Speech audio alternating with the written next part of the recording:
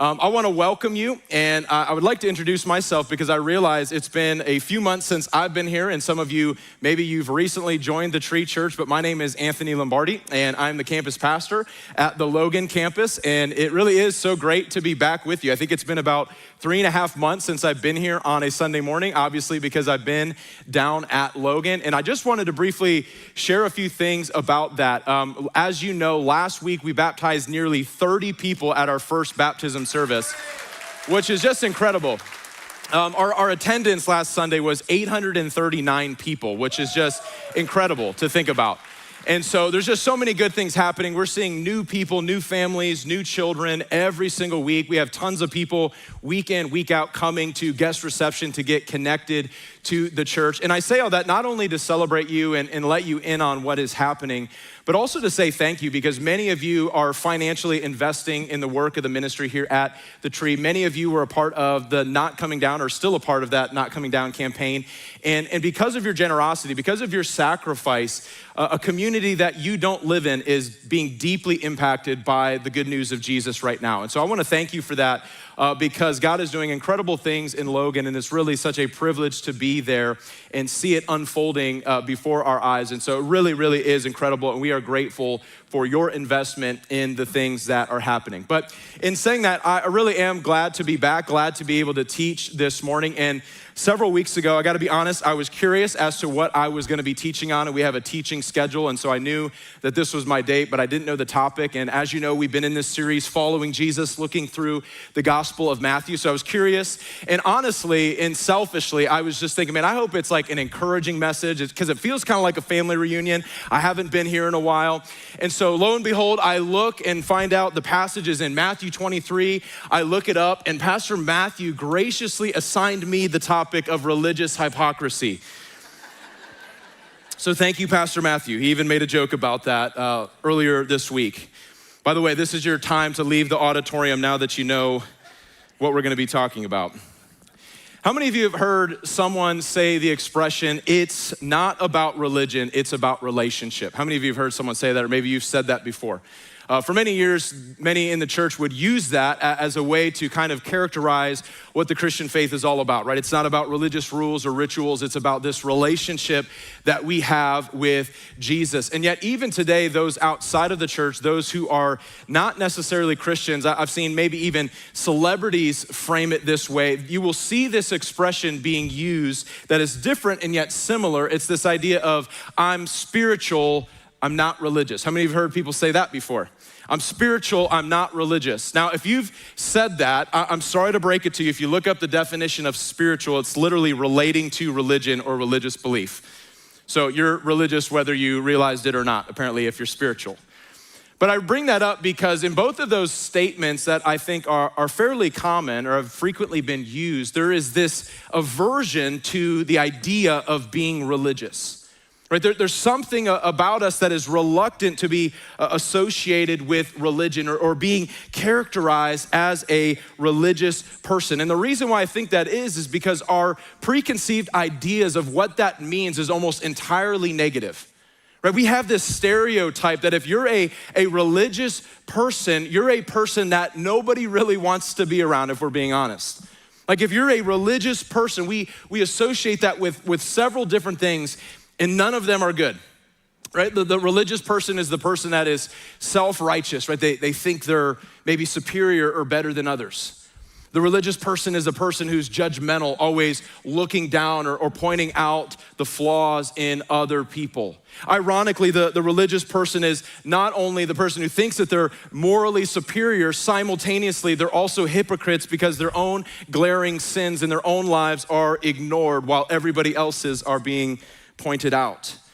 The religious person is this stereotype of a belligerent, in-your-face type of personality, and yet a person with little self-awareness, the type of person that cares maybe more about tradition than they do about how a person feels.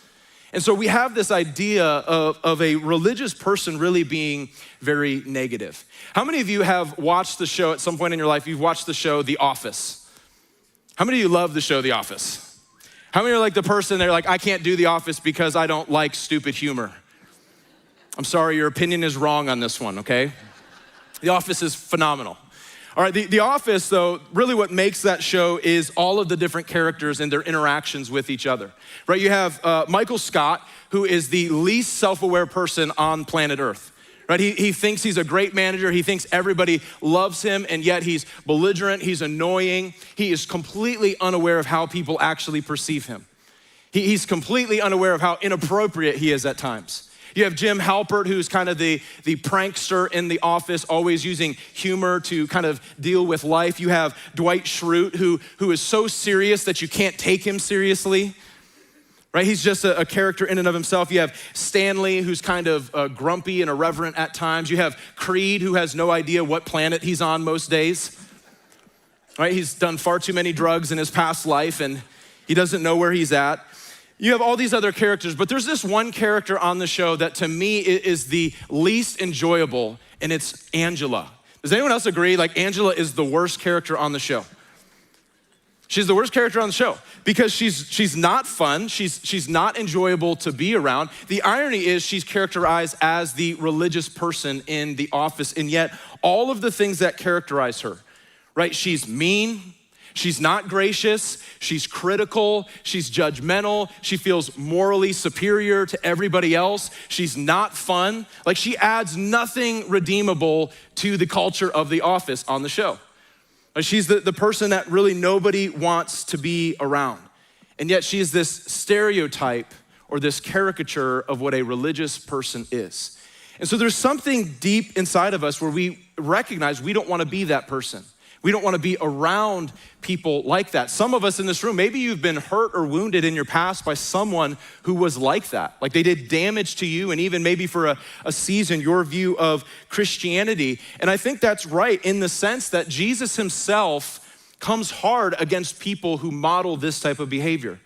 If you have a Bible, in Matthew 23, we're going to be looking at what Jesus says in addressing these individuals known as the scribes and the Pharisees, right? These were the Jewish religious leaders, the religious elites of the day, those that others would have looked up to as really the pinnacle of Jewish faith, right? The idea of religiosity in a positive sense. And yet what Jesus says in today's passage is nothing positive. We find what is called the 7 woes to the Pharisees and the scribes.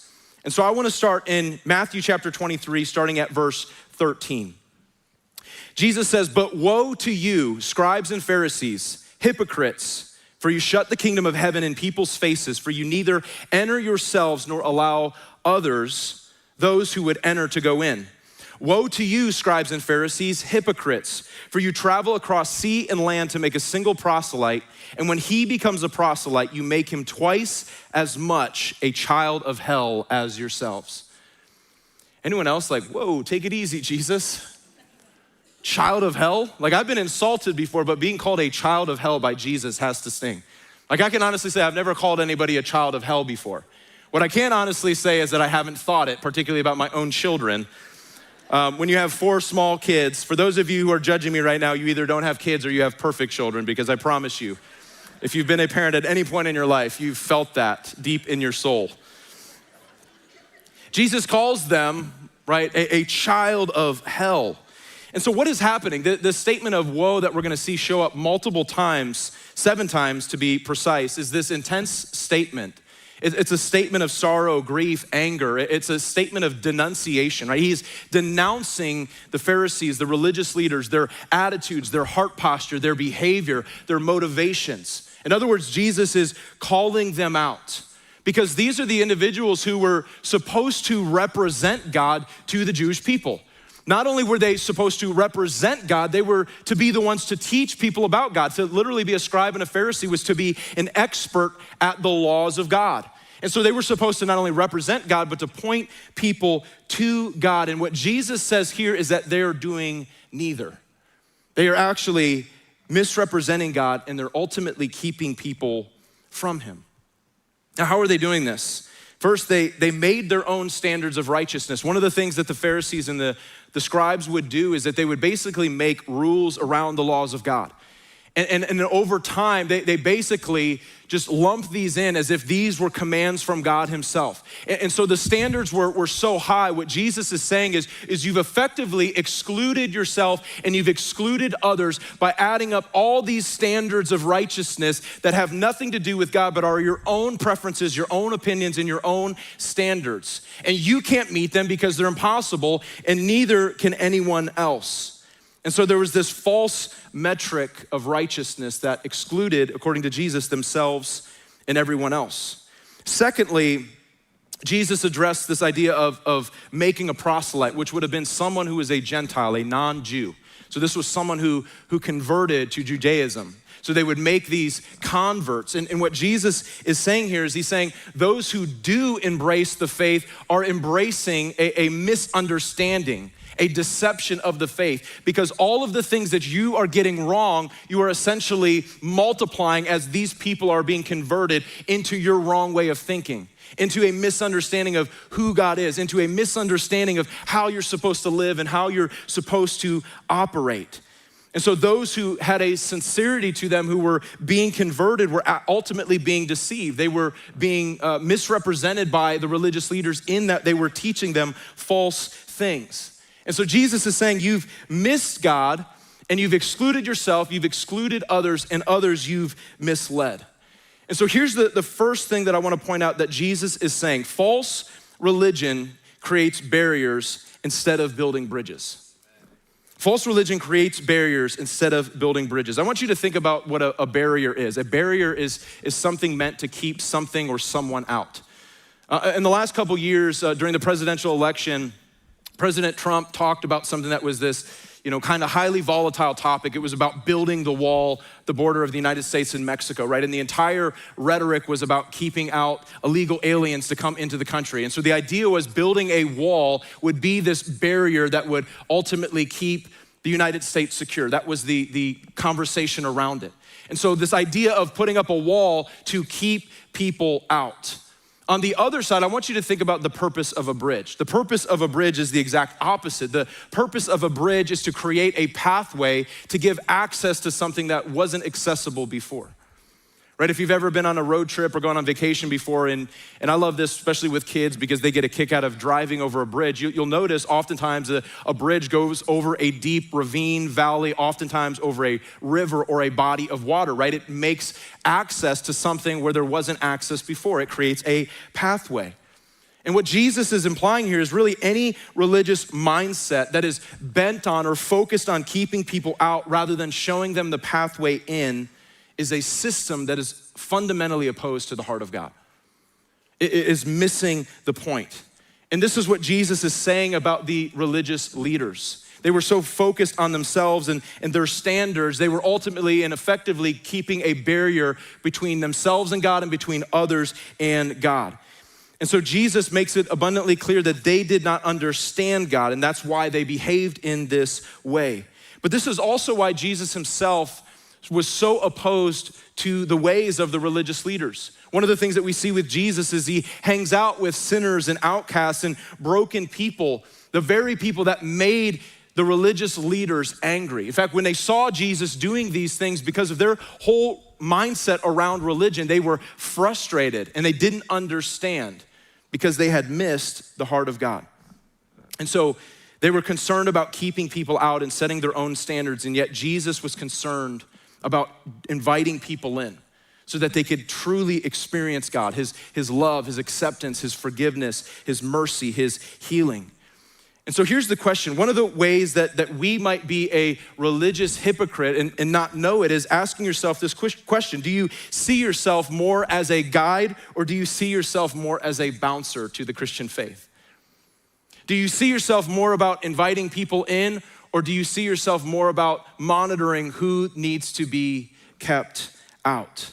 I want you just to imagine for a moment this morning as you were walking across the parking lot to come into the church, as you approach the doors, you notice there's a couple large men, 6'6", 6'7", 300 pounds, covered in tattoos, and they tell you as you approach, they tell you, sorry, we can't let you into the church today, and if you try to get in, we are going to use force to resist you.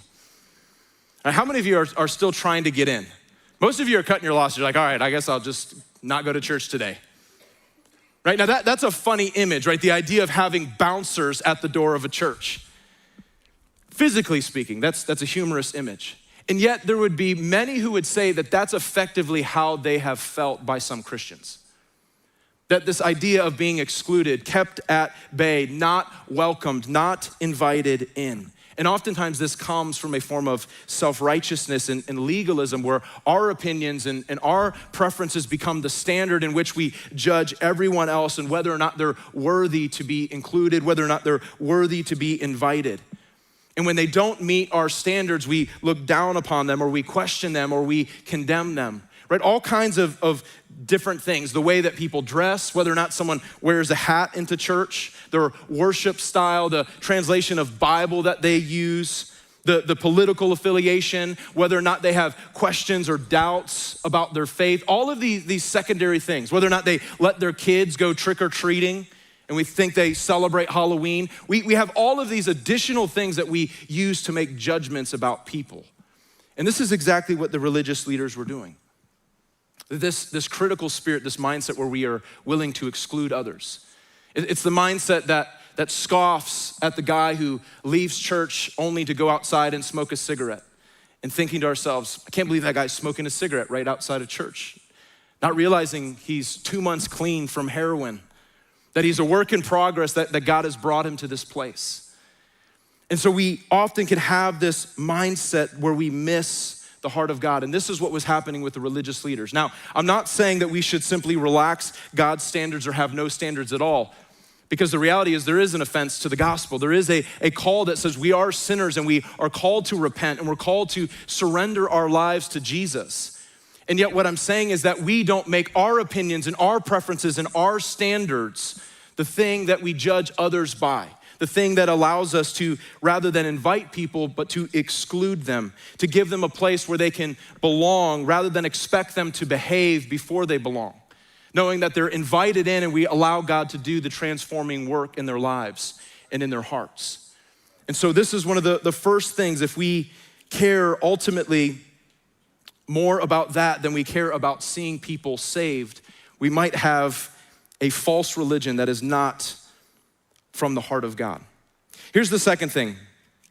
Jesus goes on in Matthew 23, verses 16 through 24. Woe to you, blind guides, who say, if anyone swears by the temple, it is nothing. But if anyone swears by the gold of the temple, he is bound by his oath. You blind fools, for which is greater, the gold or the temple that has made the gold sacred? And you say, if anyone swears by the altar, it is nothing. But if anyone swears by the gift that is on the altar, he is bound by his oath. You blind men, for which is greater, the gift or the altar that makes the gift sacred? So whoever swears by the altar swears by it and everything on it. And whoever swears by the temple swears by it and by him who dwells in it. And whoever swears by heaven swears by the throne of God and by him who sits upon it. Woe to you, scribes and Pharisees, hypocrites, for you tithe mint and dill and cumin and have neglected the weightier matters of the law, justice and mercy and faithfulness. These you ought to have done without neglecting the others. You blind guides, straining out a gnat and swallowing a camel. It's a good thing that Jesus made his speech a little bit easier on them the second round. So Jesus here, he's addressing some sort of practice that we're not fully aware of what it was, but those who would go into the temple and they would make these oaths, they would swear an oath. And there was some debate as to what made the oath valid or what made it binding, depending on what they would swear on, right? So they would make this oath and they would swear on different items within the temple, and there were certain things that were forbidden and other things that they thought were valid. And so this entire conversation around the gold or the gifts versus the altar, that's what Jesus is addressing. But their reasoning is distorted because they're splitting hairs and they're missing the point that they're focusing on the lesser things, not realizing that these oaths that they're making in reference to God himself. And so what Jesus is saying is you are obligated because you're swearing these oaths, and all of these things ultimately point to the reality that is God. And so you're splitting hairs and you're being selective in your mindset, but you're missing the point. You're missing the actual priority and what is really sacred and what is really central to what you're saying, which is that you're making these oaths that are actually bound because you're making them in reference to God. Then he goes on and addresses a similar but different topic. He draws out their inconsistent obedience, like that they're fulfilling in great detail some aspects of the law, specifically tithing. So they were called in the Old Testament law to be able to tithe on all of their spices, all of the things that they brought in. And so he says, all of these fine herbs, the mint and the dill and the cumin, you're tithing on all of them, and yet you're forsaking the other aspects of the law, the weightier matters that Jesus calls them, which are what? Justice, mercy, faithfulness. So there's this selective posture where they're doing some things, but they're actually missing the main point. And so here's the second thing that I want to point out. False religion fixates on small things while forgetting the crucial things. False religion fixates on small things while forgetting the crucial things. And I love that Jesus uses this humorous illustration to point this out. He says, you guys, you've strained out the gnat, but in the process, you swallowed the camel. And in Hebrew, it's even more humorous because the words are very similar. Gnat in Hebrew is galma, and camel is gamla. So he's saying you've strained out the galma, but you've swallowed the gamla. You've strained out the gnat, but you've swallowed the camel. You've done the little things, the insignificant things that are easy, but you've missed the heart of the law. You've missed the heart of God. You've missed the things that are most important, that are crucial to what this is really all about. False religion fixates on small things while forgetting the crucial things. Oftentimes, this is what leads to a moral superiority, right? We do the bare minimum, or we do certain things that make us feel good, and yet we miss the core essentials of what Christianity is really all about, which is loving God and loving people. And we check off certain boxes of things that we're doing, and we feel good about ourselves because of that. And Jesus is saying, but you've missed the point. You've missed my heart, and you've missed what I'm actually calling you to do. I would say this, false religion is usually more selective than it is surrendered. Meaning we pick and choose, we prioritize some things while clearly bypassing other things. And yet what Jesus would call us to is a surrendered heart posture, a surrendered life. To say, I'm not gonna just pick and choose between some of these things, but God, I want to do all of what you are asking of me. I wanna have a surrendered heart and posture. As it is, we're missing the main point. It would be like this. Imagine, some of you in this room, you might be a realtor, but imagine you're a realtor and you're prepping a house for a potential buyer. And you spend all of your time at the front door. You repaint the front door. You spend hours polishing the brass doorknob so that when that buyer comes up to that's the first thing that they see. And so they come up and they open the door only to find nothing inside has changed, and that house happened to be owned by a hoarder. And so they walk in, at first seeing this beautiful front door, and everything else in the house is trashed and full of garbage. Right, and they think, what in the world? I'm not gonna buy this house. And you say, but did you see the front door?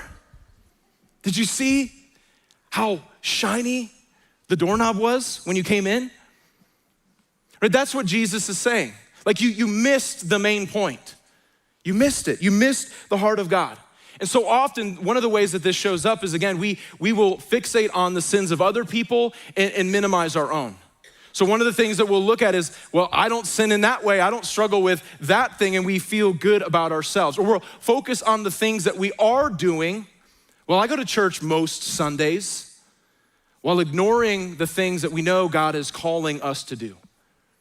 A posture that God has called us to take with him and with others. And so we look at these minor aspects of our lives and we feel good about ourselves while ultimately missing the main point of what it means to live a surrendered life, fully following after Jesus and what he has for us, and how he calls us to live, how he calls us to interact or treat people. And I'm not saying here that some aspects of obedience are optional. Like, that's not what Jesus is saying. In fact, he says the opposite. He says you should tithe on the mint and the dill. You should do all those things without neglecting the weightier matters. In other words, you should be doing those things, but not to the neglect of justice and mercy and faithfulness. Because if you miss those things, then you missed all of it. Doing all those other little things serves no point. Like, it serves no purpose. If anything, that should be the byproduct of a person who wants to truly honor God in every aspect of their life. Not simply be selective, not simply choose the things that are more easy to deal with or the things that are more convenient to fit our lifestyle. And so Jesus is really saying it's easy to compare ourselves to maybe our own standards or the standards of others and feel good about ourselves rather than measuring ourselves to God's standard and what it is that he's calling us to do, what it means to live a surrendered life of full obedience to him. And so this is the second thing that Jesus addresses.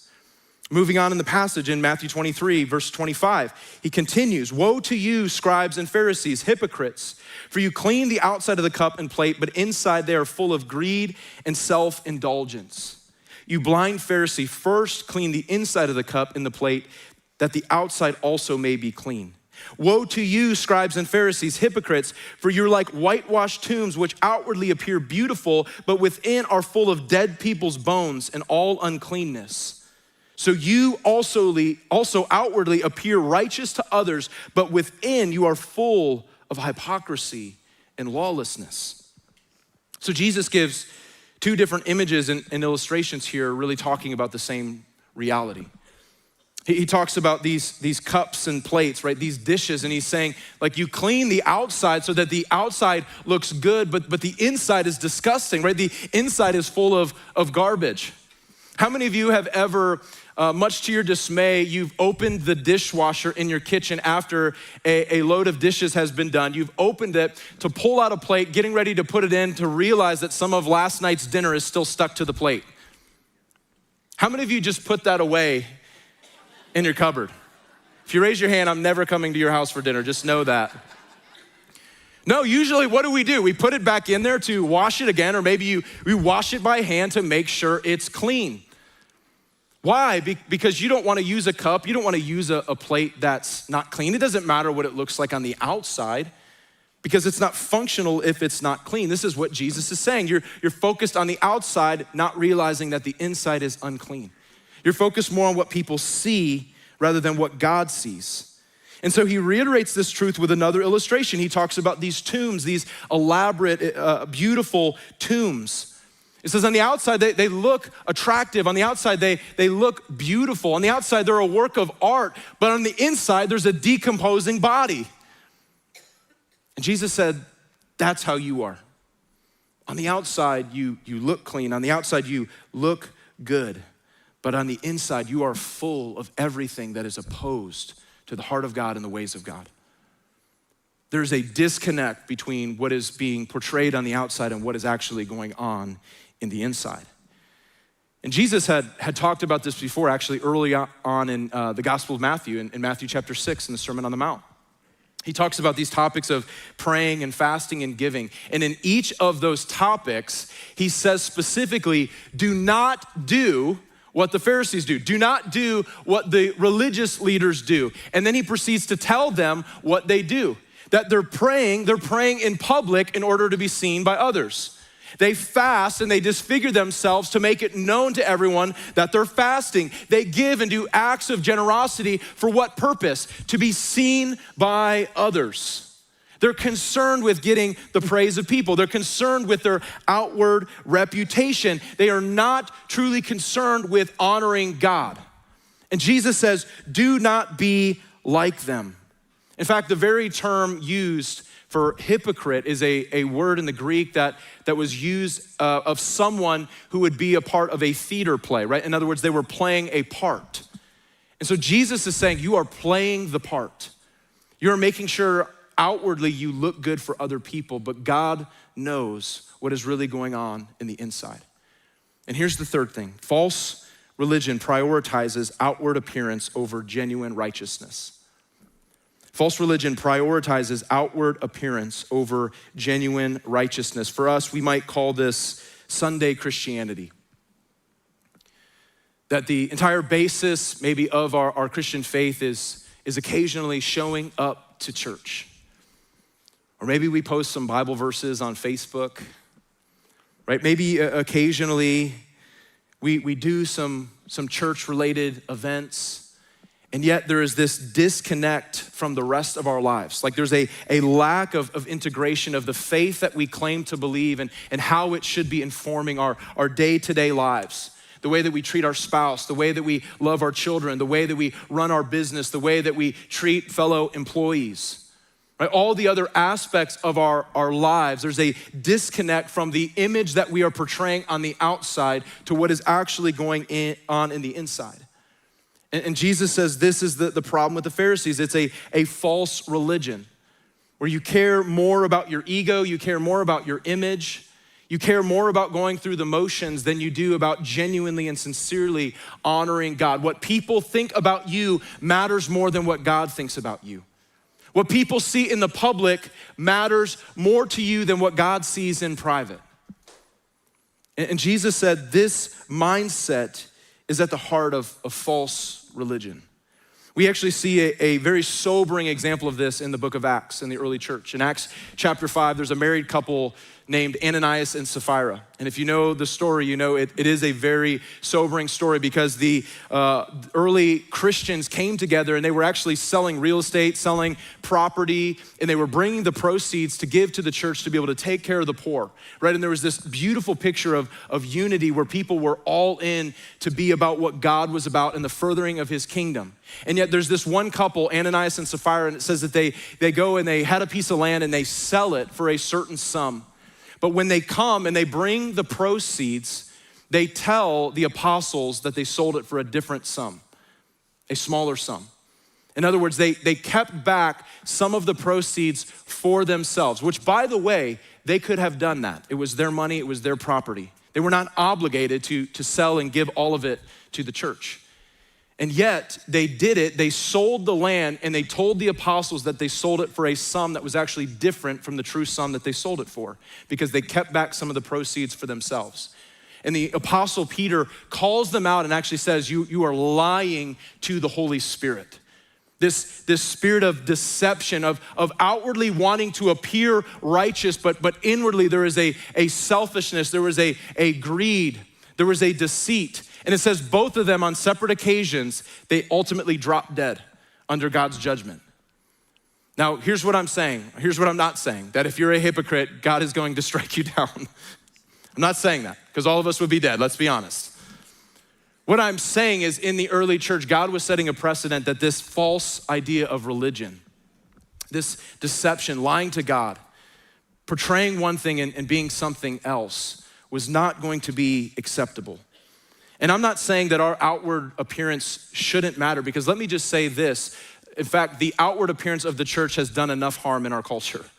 We should care as Christians how people perceive us, not because of our reputation or ego, but because we want to honor God. If we claim to be a Christian, we are representing Christ. So how we treat people, how we interact in the world around us should be a concern.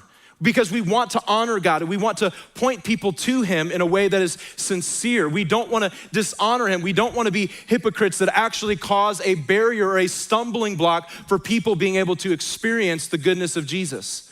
So we should care. What I'm saying is that if there is a disconnect between our outward appearance and our private lives, then we've missed the point.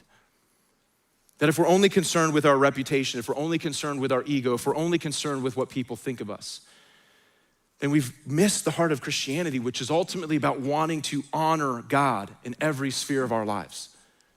To truly and sincerely live a life that is pleasing to him, whether anyone else sees it or not, whether we get acknowledgement or the praise of people or not, because we care more about what God thinks than we do about what people think. Jesus closes this passage with the final woe in verse 29. He says, "Woe to you, scribes and Pharisees, hypocrites, for you build the tombs of the prophets and decorate the monuments of the righteous, saying, if we had lived in the days of our fathers, we would not have taken part with them in the shedding of the blood of the prophets. Thus you witness against yourselves that you are sons of those who murdered the prophets. Fill up then the measure of your fathers. You serpents, you brood of vipers, how are you to escape being sentenced to hell? Therefore, I send you prophets and wise men and scribes, some of whom you will kill and crucify, and some you will flog in your synagogues and persecute from town to town, so that on you may come all the righteous blood shed on earth, from the blood of righteous Abel to the blood of Zechariah, the son of Berechiah, whom you murdered between the sanctuary and the altar. Truly I say to you, all these things will come upon this generation." Now this is a lot here, but this is Jesus' greatest indictment against the religious leaders. Because Israel had this long, painful past history of rejecting the prophets that God had sent to them. See, God would send them prophets to call them back to repentance, to remind them of God's covenant love to them, to call them back out of their disobedience generation after generation. And what Jesus is talking about is this long, painful history where Israel, the people of God, had rejected the voice of God through his prophets. And not only simply rejected them, but oftentimes persecuted them, and in many occasions even killed them. And what these religious leaders were saying is, we are not like them. We would not have done that. If we were in the past, we would not have responded that way because we love God. We want to honor God. We would have responded appropriately and obediently to God. We're nothing like them. And Jesus says, you're exactly like them. And here's the irony. What they were saying is if they had been in the past, they would have recognized the voice of God and they would have responded appropriately. And Jesus says, if that is true, then you would have recognized who is standing in front of you and who is speaking to you right now. See, Jesus is the ultimate prophet, the ultimate revelation of God, God himself, the very Son of God in the flesh, Jesus who is speaking to them, and yet they don't recognize him. They don't recognize him because Jesus knows they've already rejected him. Jesus knows they've already opposed him. Jesus knows they've already conspired against him. And Jesus knows ultimately these are the individuals who will end up crucifying him. And he says, you're exactly like your fathers. You've missed the revelation of God in front of you. You are deaf to the voice of God. You have hardened your hearts. And so here's the final thing. False religion is self-assured, but ignores the voice of God. False religion is self-assured, but ignores the voice of God. See, this is the person who is confident in themselves, right? They're confident in their righteousness. They're confident that they truly know God, that they have a relationship with God, that they're in right standing with God, and yet they completely ignore the glaring truth that is in front of them. That they're in rebellion, that they're in disobedience, that their hearts have been hardened, that they've turned off their ears from being able to hear God's voice, that this is the person who has little to no spiritual self-awareness. And let me just say this, self-confidence without self-reflection is dangerous. This is true in every aspect, in your marriage, in your work and leadership, but it is most deadly when it comes to our faith. Self-confidence without self-reflection can lead to destruction. Because in our minds, when we judge ourselves based on our standards of what is good or what is right, and we've actually not realized that we've hardened ourselves to God, that we no longer hear his voice and we're no longer responding to his calls upon our life. We're no longer sensitive to the Spirit. It's a dangerous place to be when we've judged ourselves worthy rather than allowing God to judge us, rather than opening ourselves up in humility before God. It's why the Apostle Paul, he said these words to the Corinthian church, which was quite honestly a pretty messed up church. They had a lot of stuff going on, and he said this to them. He said, examine yourselves to see whether you are in the faith. Test yourselves. Or do you not realize this about yourselves, that Jesus Christ is in you, unless indeed you fail to meet the test? What was Paul saying there? He was saying, don't be so self-confident that you're not being introspective, that you're not reflecting, that you're not having a sensitive, humble posture before God. To say, God, is there stuff in my life that you've been trying to address and I've been ignoring you? Are there sins that I'm committing and living in that maybe I've justified or I've excused, or maybe I just don't see it? Are there things that you've called me to do that I've continuously ignored? Jesus says that is the posture that we should have. To walk in humility, to walk in openness, a surrendered posture. But it's a dangerous place to live with a hard heart, to live with a posture where we're not willing to hear from God and yet still claim to be a Christian, while living life for ourselves, while doing the things that we want to do, completely ignorant to the voice of God. To not have a posture of surrender, to not have a posture of submission. Jesus is saying, don't be so self-confident and so self-assured that it eliminates your ability to hear from God and see what he wants to show you. Soften your heart, humble yourself.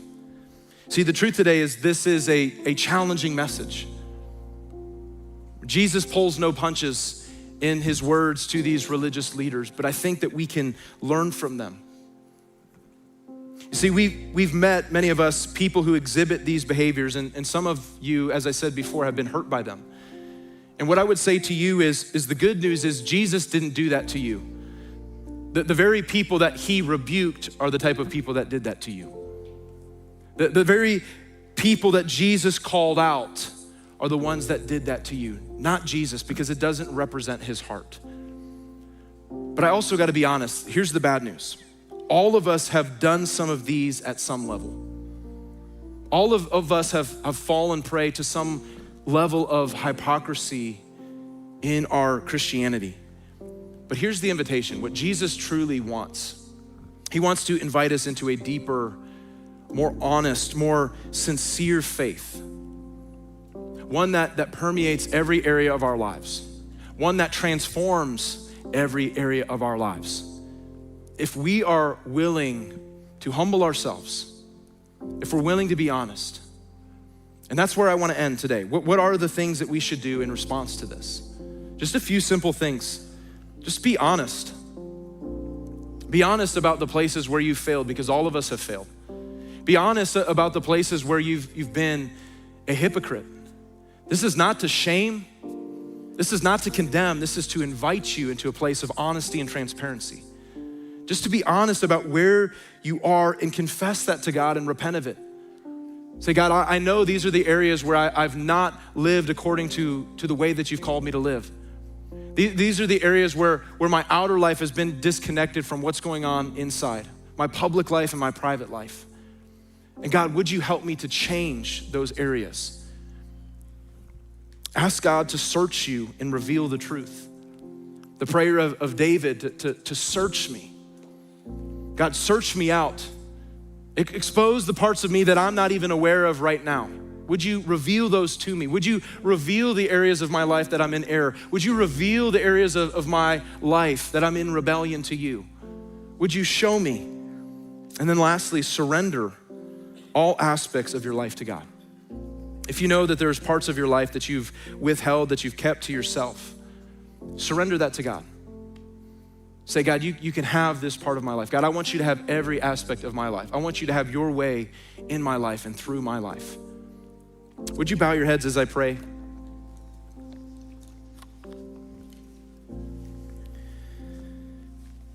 God, we thank you for your word. Though it is true that many times it is challenging, hard-hitting, and convicting, God, I pray most of all that we would always see it as an invitation to know you at a more sincere, deeper level. And I pray today that we would simply be encouraged at the fact that none of us have met the standard. That's why Jesus came. That we need your grace, we need your mercy, we need your forgiveness. Because all of us to some degree, we've missed the mark. All of us at some degree have not lived up to our convictions. We've not lived up to our beliefs. And yet, God, that's what we want. In sincerity, God, we want to honor you with the whole of our lives, in our thoughts, in our words, in our heart posture, in our motivations, in our actions, in our treatment of other people, in our concern for wanting to honor you more than caring about what people think of us. God, I pray today that through your Spirit, you would bring change, bring transformation, bring revelation. God, reveal things to us that we need to see. Bring conviction, areas of our lives that we need to change. But we recognize, God, even then, we can't do that without your help. And so we ask, God, would you help us? Would you help us to be the people that represent you well in the world? Not because we're concerned about our image, but because we want to truly honor and glorify you. God, help us to change the cultural mindset of Christianity. That Christianity isn't just about a bunch of religious hypocrites. Yes, God, we fail. Yes, God, we fall short. But I pray that when people interact with us, that they would see you, that they would see your love, that they would see your heart. God, that there would be a deeper sincerity to give every single aspect and part of our lives to you. And so God, we surrender that to you in this moment. We thank you that your grace is enough even in our failure and in our shortcoming. And we thank you, God, that you've not left us simply in our sin, but that you're doing a work of healing and a work of transformation in the lives of all those who would call upon you, in the lives of all those who would trust you and dare to follow you, even in the midst of the struggle, even in the midst of the difficulty. God, you meet us there, and we thank you for that. And we pray all these things in the name of Jesus, amen. Church, would you stand as we worship together?